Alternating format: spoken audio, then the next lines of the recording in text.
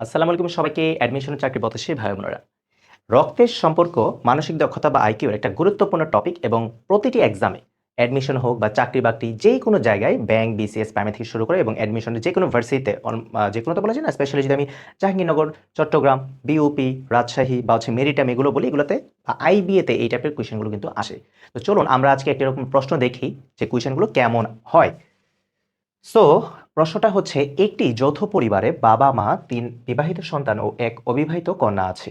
২ টি ছেলে, প্রত্যেকের ২ টি করে মেয়ে ও একজনের একটি ছেলে থাকলে পরিবারে মোট কতজন আছে? এর আগে আমি একটু বলি, কখনো, কখনো বলে পরিবারে মোট কতজন, কখনো বলে পরিবারে মোট ছেলে কতজন, কখনো বলে পরিবারে মোট মেয়ে কতজন। আবার কখনো বলে কি পরিবারে বাচ্চা বা সন্তান-সন্ততি কতজন। তো এখানে যেহেতু টোটাল সংখ্যাটা চাইছে, সো আমি এটা বের করব। তাহলে বাবা-মা ২ জন মানুষ, তাই না? এই যে বাবা-মা, সো আমি এক, এক দিয়ে আমি কাউন্ট করতেছি। বাবা, মা ২ জন মানুষ হয়ে গেল। ওকে।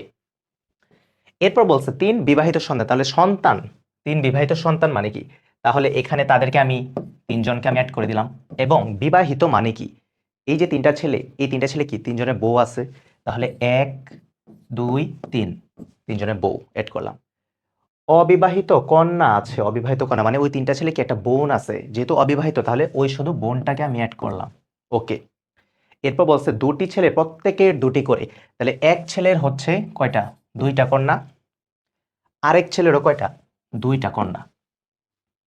এবং এবং আরেকটা যে ছেলে আছে, ওই ছেলের কি একটা ছেলে আছে। তাহলে এই যে একটা কি ছেলে। তাহলে এই যে বাবা-মা, ৩ ছেলে, তাদের ৩ বউ, তাদের বোন, এক ছেলের ২ টি মেয়ে, আরেক ছেলের ২ টি মেয়ে, আর আরেকটা ছেলের কি একটা ছেলে। তাহলে টোটাল কত হলো?